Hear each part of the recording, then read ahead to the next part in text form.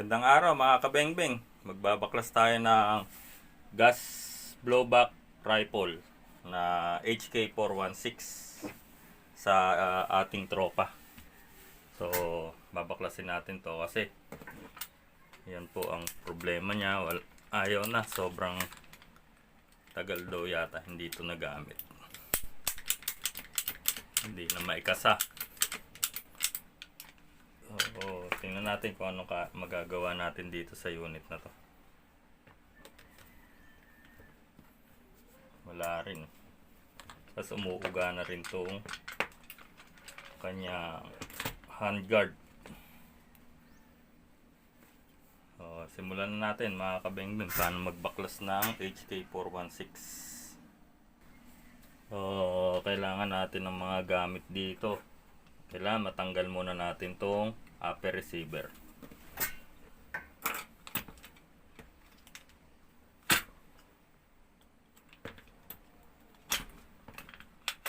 So ayan, hindi nga siya natatanggal mga kabengbeng.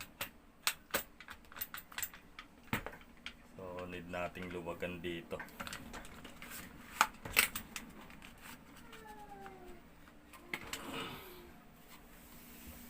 Kailangan natin luwagan, ayaw matanggal.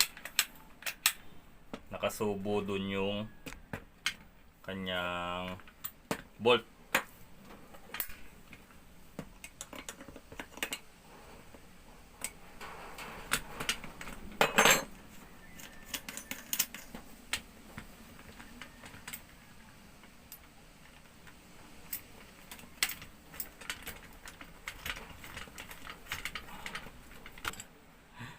At yung kanyang recoil spring mga kabengbeng, baligtad ang kabit. Nasa loob to. Dapat ito yung nandito sa labas.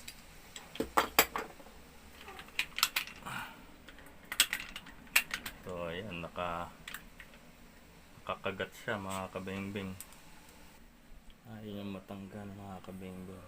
Wait lang. So ang naging problema pa nito yung bolt, yung o-ring niya dun sa loob. So sumangat, so hindi siya maka-forward masyado. Kasi yung rubber dun sa loob naka-ano siya, nakatukod. So wala tayong ibang choice. Subukan din natin tanggalin tong forward grip, pati yung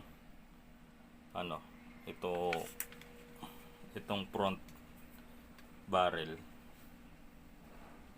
Tingnan natin kung maiaasog natin to. Subukan natin.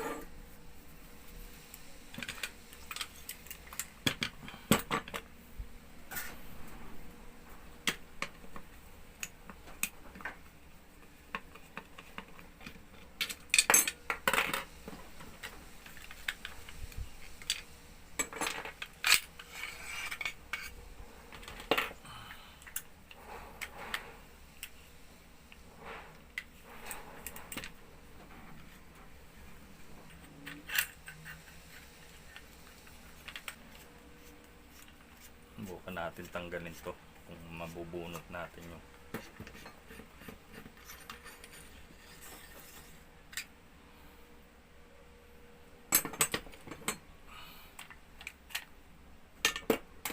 maidadaan natin.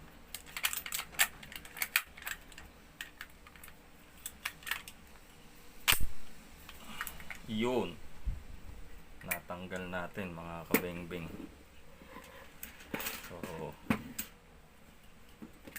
saka natin tatanggalin ito ngayon.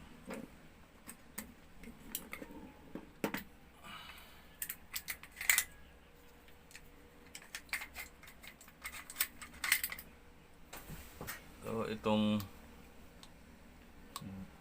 niya, hindi pala yung o-ring, yung spring return niya ang naputol na dito sa loob. So tumukod na dun sa loob. Ayun, baluktot na yan dyan. So palitin na to.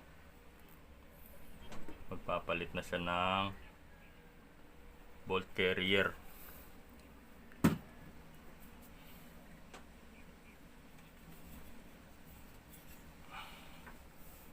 Check din natin tong receiver niya. So, ganyan po kahirap magbaklas nito mga kabingbing pag nagka-problema yung mga gas type nyong unit. So, ang next natin mga kabingbing, itong pagbabaklas ng trigger assembly ng receiver ng WE M4. So, yun lang muna dito sa video na to. Next natin yung video na pagbabaklas ng trigger assembly mga kabingbing. Subaybayan nyo lang paano magbaklas nitong trigger assembly ng M4. Yun lang muna mga kabingbing, mabuhay po tayong lahat.